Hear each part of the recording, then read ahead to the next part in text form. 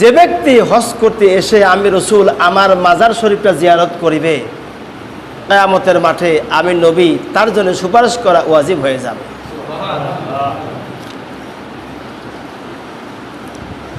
তাহলে এখন হজ করতে গেলে পরে আরও ফজিলত রয়েছে হাইদের জন্য। রাসূল বলেন, হে আমার উম্মতেরা, শাওয়াল, জিলকদ, জিলহজ হজেরই মৌসুম, সম্পদ আছে, টাকা আছে, হজ করো। হজের জন্য আল্লাহ রাব্বুল আলামিন তোমাদের বিধান নাজিল করেছেন। যখন আল্লাহ রাব্বুল আলামিন হজ করার জন্য তার বন্ধু ইব্রাহিম আলাইহিস সালাতু ওয়াস সালামকে বলেন, হে আমার বন্ধু ইব্রাহিম, আপনি ওয়াজ্জিন ফিন্নাসি বিল হাজ্জি ইয়াতুকা রিজালাও ওয়া আলা কুল্লি দামিরি ইয়াতিনা মিন কুল্লি ফাজ্জিন আমিক। আল্লাহ পাক জানিয়েছেন, হে আমার বন্ধু ইব্রাহিম, আপনি হজের কথা মানুষের দ্বারে পৌঁছায় দিন। হজ করা আমি আল্লাহ বিধান করলাম মানুষের জন্য, আপনি ঘোষণা করে দেন। ওই সময় মনে হয় এরকম মাইক ছিল, আপনারা যেমন ওয়াজ শুনতেছেন, দূর দূরান্ত থেকে 1 মাইল 2 মাইল ফাঁক থেকে ওয়াজ শোনা যায়। 1-2 মাইল 5 কিলো পর্যন্ত অনেক জায়গা আছে, 5 মাইল 10 মাইল এরিয়া নিয়ে মাইক চতুর্দিকে দিয়ে ওয়াজ শোনার ব্যবস্থা করা হয় বড় বড় মাহফিলে। তা করা হয় না? করা হয়। ইব্রাহিম আলাইহিস সালাম যুগে এরকম ব্যবস্থা ছিল? কথা বলেন সবাই।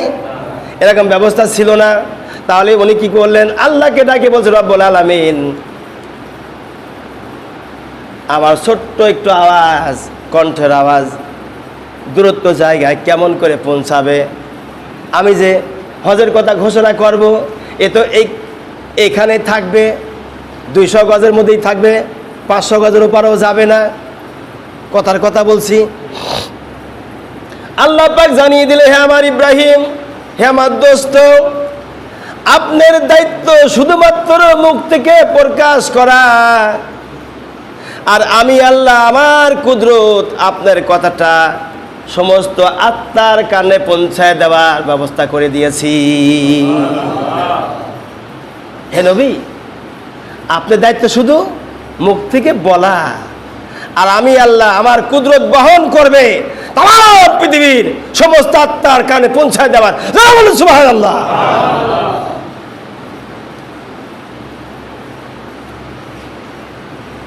দেখুন তো, সারা পৃথিবীতে হাদিসের মধ্যে আসছে, যাদের কানে পৌঁছাইছিল এই মুসলিম জাতির পিতা সাইয়েদনা ইব্রাহিম সাল্লামের কথা।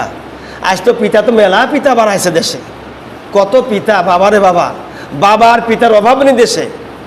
অমক পিতা তমক পিতা, আসলে পিতা হয় একজন, পিতা হয় কয়জন? আমার কথা অনেকে রাগ করে কোনো লাভ নাই। ন্যায্য কথা বললে, হক কথা বললে কিছু মানুষের কাছের কালার হতে হয়, বিপদ আসে কিছু ক্ষণিকের জন্য। এই বিপদটাকে আল্লাহ রহমত মনে করে কাজ চালিয়ে যেতে হবে। এই কাজ বন্ধ করা যাবে না, কাজ চালিয়ে যেতে হবে। হযরত ইব্রাহিম আলাইহিস সালাম ঘোষণা দেওয়ার পরে, ঘোষণা যখন দিয়ে দিলেন, আল্লাহ পাক সমস্ত আত্মাগুলোর কানে পৌঁছায় দিলেন ঘোষণাটি, যেন হজ করা ফরজ। আর এর মধ্যে কথা আছে, হজ করতে গেলাম, হজে যায় গালাগালি করলাম, বকাবাদ্য করলাম, স্ত্রী খাবার বরণ প্রসাদ দিয়ে গেলাম না, ওই হজ না, বলে ভণ্ডামি করা। টাকা থাকলে হজ তো কত লোকই করতেছে, কত এমপি, মিনিস্টার, মন্ত্রী, নেতা, নেত্রীরা কত লোক হজ করতেছে। কার টাকা দিয়ে হজ করতেছে? আপনার টাকা দিয়ে হজ করতেছে ওরা। কথা বলেন না কেন? এই জরিপ করে দেখেন গা, মিলান গা। আমি তাকে প্রধানমন্ত্রীর কথা বললাম না, উনি মনের দুঃখী চোরদেরকে এই কথা বলেছে। সেই কথা আমি বলতেছি যে যে টাকা দিয়ে হজ করা হচ্ছে, 1 বার 2 বার 5 বার, উনি কয় উমরা হজে গিয়েছেন, উনি কতবার? তো 10 বার উমরা হজ করেছে, উনি 20 বার 40 বার। রাসূলের হাদিস, যদি কোনো ব্যক্তি 1000 বারও হজ করে, উমরা করে, হজ করে, জনগণের টাকা মারি খাইয়ে, একটা হজও আল্লাহর দরবারে কবুল হবে না। তাও নাউযুবিল্লাহ কইবেন না। আর বর্তমান উমরা না করার চাইতে ফিলিস্তিনের মুসলমানদের সাহায্য করা 1000 গুণ উত্তম। বর্তমান ফিলিস্তিনের যে অবস্থা দেখা দিয়েছে, আলহামদুলিল্লাহ পড়ি, আমরা সবাই আলহামদুলিল্লাহ পড়ি। ফিলিস্তিনের পাশে যখন দাঁড়িয়েছে তুরস্ক এবং কি ইরান, তুরস্ক যখন দাঁড়িয়েছে, আমি আমার জীবনে এ যাবৎ ধরে আমি যা দেখিনি এইবার তা শুনেছি।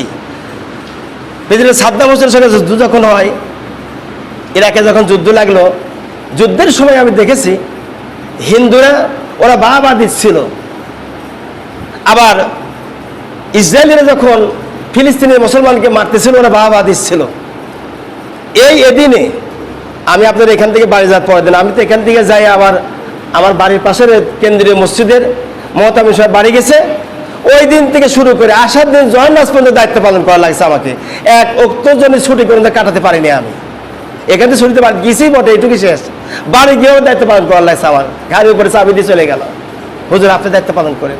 সবাই ধরলো, বাধ্য করে এলাকার মসজিদ করা লাগলো। এখন মসজিদে যাচ্ছি, তখন হিন্দুরা মহিলারা বলতেছে মুসলমানরা আক্রমণ করছে ইসরায়েলিকে।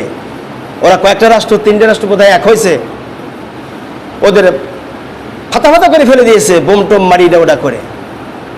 তাই মনে মনে হাসলাম আর আলহামদুলিল্লাহ আল্লাহ এইটা যেন কবুল হয়, ইসরায়েল যেন দুনিয়া থেকে খতম হয়, যেন হেদায়েত হয়, দুটি একটা যেন হয়। আজ হিন্দু তোমার মুখ খুলেছে, এতদিন চুপ করে রয়েছ। ওরা মুসলমানের কিছু হলে চুপ করে থাকে, কিচ্ছু বলে না। যখনই হিন্দুর কিছু বলতে পারে ওরা হিন্দুরা সকাল মাথার নাড়াচাড়ি ওঠে, ওরা খুব খবর শোনে। ওরা সেজন্য আমাদিগকে সোচ্চার হতে হবে। মুসলমানের কোনো ভাই যদি বিপদে পড়ে, টাকা দিয়ে না পারলে অন্তত বুদ্ধি দিয়ে সাহায্য করবেন। এর অনুরোধ থাকলো মুসলমানদের কাছে, বুদ্ধি দিয়ে সাহায্য করবেন, সহায়তা করবেন, যাতে ওই লোকটা ক্ষতিগ্রস্ত না হয়ে যায়। বিপদে পড়ে কখন ন্যায্য হক কথা বলার সময় তখন বিপদে মানুষ পড়ে, সেই বিপদে বিপদ মনে করা লাগে না। আমি কোনোদিন বিপদ মনে করি নাই। ইমামতি করতে দেখেন না, আমি সরাসরি সামনে কথা বলি, পিছনে কথা বলি না। আমি কোনোদিন চাকরি পরোয়া করিনি, করবো না ইনশাল্লাহ। কোনোদিন করিনি, করবো না ইনশাল্লাহ। রেজেকের মালিক কে? এই চিন্তা আমি করি খালি। আমি কারোর পরোয়া করি না। আমি কেন কোরআনের কথা বলাই বাদ দিব না। তাহলে আল্লাহ রাব্বুল আলামিন বললেন, হে নবী আপনি হজের কথা বলে দেন।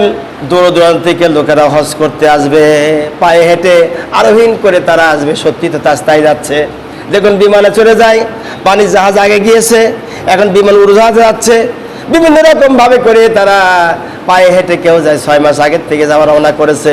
আমাদের বাংলাদেশের হাজিরা এয়ারপোর্ট আল্লামা শাহজালাল রহমাতুল্লাহ আলাইহি এয়ারপোর্ট থেকে তারা ইহরাম বেঁধে তারা রওনা করে দিয়েছে মক্কা মদিনায় হজ করার জন্য। হজেরই মৌসুম, রাসূল করিম সাল্লাল্লাহু আলাইহি সাল্লাম তাঁবু টানা দিয়েছেন। তাঁবু ফেলে দেওয়ার পরে আল্লাহ নবী তাঁবুর ভিতরে বসে আল্লাহ রাব্বুল আলামিনের দ্বীনের দাওয়াত, রিসালাতের দাওয়াত লোকদের দ্বারে পৌঁছাইতেছে। আল্লাহর কালাম তিনি মধুর কণ্ঠে তেলাওয়াত করে। আর নবীজি যখন তেলাওয়াত করেছেন, নবীজির কণ্ঠ না কত ভালো ছিল। পয়গম্বর মদিনা মনোয়ারায় হজের মৌসুমে খানায় কাবার পাশে পয়গম্বর তিনি তাঁবু ফেলায় রয়েছে। আবু জেহেল, উতবা, সাইবা এরা সকলেই নবীর বিরুদ্ধে কথা বলতেছে। এক পর্যায়ে আবু জেহেল তাঁবুর ভিতরে দেশ বিদেশ থেকে হাজিরা হজ করার জন্য এসেছে। আর তাদের তাঁবুর মধ্যে গিয়ে বলতেছে, শোনো আমার দেশে একটা পাগল আছে, যার নাম মুহাম্মদ সাল্লাল্লাহু আলাইহি সাল্লাম। ওই যে দেখা যায় তাঁবুর মধ্যে রয়েছে, ওই তাঁবুর ভিতরে কি বলে তাও শুনবে না, কি কয় তাও শুনবে না, আবার সেখানেও যাবে না, কাছে হারাও দেখবে না। আজীবন ধরে লোকদের একটা ইতিহাস রয়েছে। যদি কোনো ব্যক্তিকে বলা হয় ভাই তুমি এই কথাটা কারোকে বলিও না, ওই লোকটা তখন ভিতরে সন্দেহ হবে, কেন বলতে মানা করলো, নিশ্চয়ই কোনো কারণ আছে। অথবা ওই জায়গায় যায়ও না, কেন যাব না, ভিতরে একটা কৌতূহল জাগে। এরকম যাদের দাঁড়ে দাঁড়ে আবু জেহেল গিয়ে বলছে, তোমরা ওই যে লোকটা তাঁবুর ভিতরে রয়েছে তার কাজ যাবে না, কি বলে তাও শুনবা না। লোকদের মনে একটা কৌতূহল জাগলো, আমরা তাকে নাইবা তার কথা নাইবা শুনলাম, লোকটা কেমন পাগল একটু দেখে আসি। তাঁবুর ভিতর থেকে হাজার হাজার কাফির বেদিনীরা হজ করতে যারা এসেছিল, ওরা সকলে তাঁবুর ভিতর থেকে বের হয়ে আবু জেহেলের কথা অনুযায়ী, ওরা কিন্তু নবীর নামও জানতো না, আব্দুল্লাহ বাবার নাম তাও তারা জানতো না। আবু জেহেল প্রচার করে দিয়ে জানা যাচ্ছে ওই যে আব্দুল্লাহ এতিম পুলা মুহাম্মদ, ও কিন্তু ইসলাম প্রচার করতেছে। এ কথা বলে বলে বলছে পাগল হয়েছে, ওর কাছে যাইও না। লোকেরা কতকাল জাগলো, আমার না পাগল না কি কয় সেটা নাই বা শুনলাম, কেমন পাগলটা দেখতে দেখা যায়, একটু আমরা যাব। এবার যাওয়ার পরে যারা কানের মধ্যে আঙ্গুল দিয়ে ছিল এভাবে করে, কানের ভিতরে তোলা দিয়েছিল, কানের মধ্যে কাপড় দিয়ে রসুলের দরবারে হাজির হয়ে গিয়েছিল।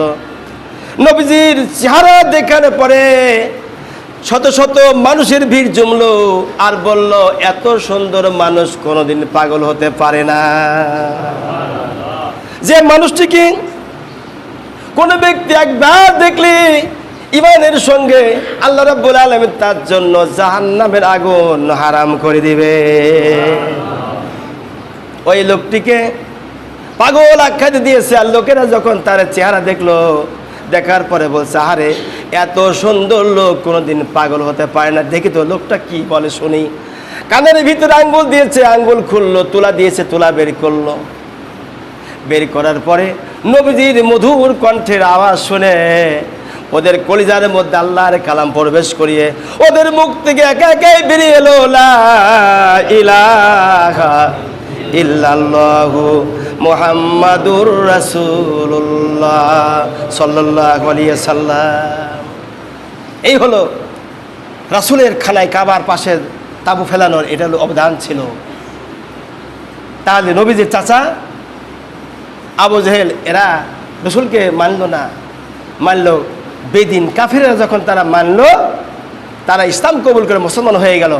হয়তো উমারের কথা চিন্তা করেন না কেন, হয়তো উসমান, হয়তো আলী, হয়তো আবু বকর রিদওয়ানুল্লাহ আলাইহিম আজমাইনদের কথা চিন্তা করেন। তারা ছিল কোন ভেষে, কোন পরিবেশে। রাসূলের সংস্পর্শে আসার পরে আল্লাহর জান্নাতি মেহমান হয়ে তারা কবরে চলে গিয়েছে। অনুরূপভাবে এই দুনিয়াতে রসুল তো আর নাই, আসবে কি রসুল? ভাই বলেন তো আসবে?